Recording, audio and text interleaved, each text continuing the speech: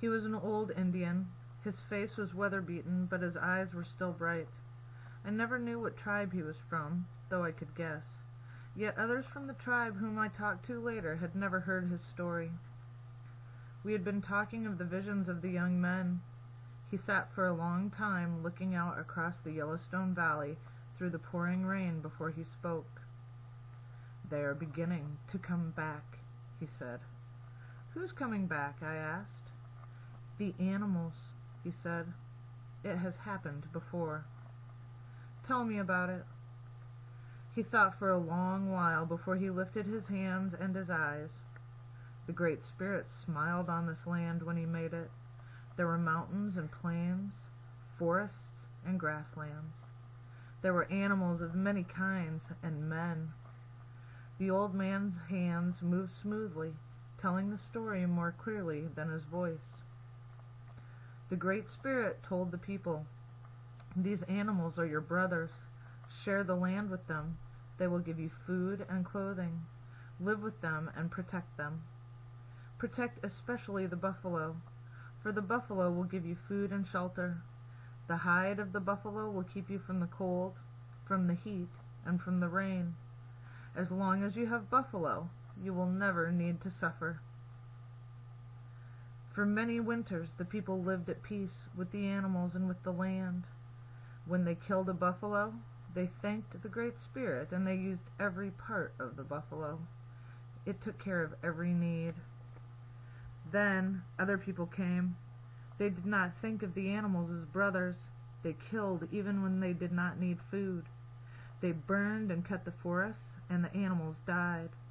They shot the buffalo and called it sport. They killed the fish in the streams. When the giant spirit looked down, he was sad. He let the smoke of the fires lie in the valleys. The people coughed and choked, but they still burned and killed. So the Great Spirit sent rains to put out the fires and to destroy the people. The rains fell and the waters rose. The people moved from the flooded valleys to higher land. Spotted Bear, the medicine man, gathered together his people. He said to them, "The Great Spirit has told us that as long as we have the buffalo, we will be safe from heat and cold and rain. But there are no longer any buffalo. Unless we can find buffalo and live at peace with nature, we will all die." Still the rains fell, and the waters rose. The people moved from the flooded plains to the hills. The young men went out and hunted the buffalo. As they went out, they put out the fires. They made friends with the animals once more. They cleaned out the streams. Still the rains fell and the waters rose. The people moved from the flooded hills to the mountains. Two young men came to Spotted Bear.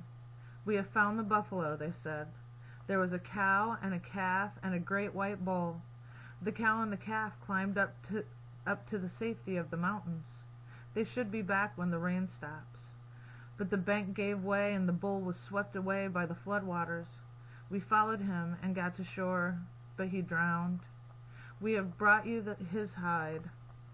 They unfolded a huge white buffalo skin. Spotted Bear took the white buffalo hide. "Many people have been drowned," he said. "Our food has been carried away. But our young people are no longer destroying the world that was created for them. They have found the white buffalo. It will save those who are left." Still the rains fell and the waters rose. People moved from the flooded mountains to the highest peaks. Spotted Bear spread the white buffalo skin on the ground. He and the other medicine men scraped it and stretched it, and scraped it and stretched it. Still the rains fell. Like rawhide, the buffalo skin stretched when it was wet. Spotted Bear stretched it out over the village. All the people who were left crowded under it.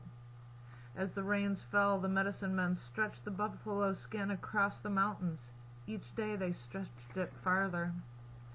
Then Spotted Bear tied one corner to the top of Bighorn Mountains. That side he fastened to the Pryors. The next corner he tied to the Beartooth Mountains. Crossing the Yellowstone Valley, he tied one corner to the Crazy Mountains and the other to the Signal Battle Butte in the Bull Mountains. The whole Yellowstone Valley was covered by the white buffalo skin. Though the rain still fell above, it did not fall on the Yellowstone Valley. The water sank away. Animals from the outside moved into the valley under the white buffalo skin. The people shared the valley with them. Still, the rains fell above the buffalo skin. The skin stretched and began to sag. The spotted bears stood on the Bridger Mountains and raised the west end of the buffalo skin to catch the west wind. The west wind rushed in and was caught under the buffalo skin. The wind lifted the skin until it formed a great dome over the valley. The Great Spirit saw that the people were living at peace with the earth. The rain stopped and the sun shone. As the sun shone on the white buffalo skin, it gleamed with colors of red, yellow, and blue. As the sun shone on the rawhide, it began to shrink. The ends of the dome shrank away until all that was left was one great arch across the valley. The old man's voice faded away, but his hand said, "Look," and his arms moved towards the valley. The rain had stopped, and a rainbow arched across the Yellowstone Valley. A buffalo calf and its mother grazed beneath it.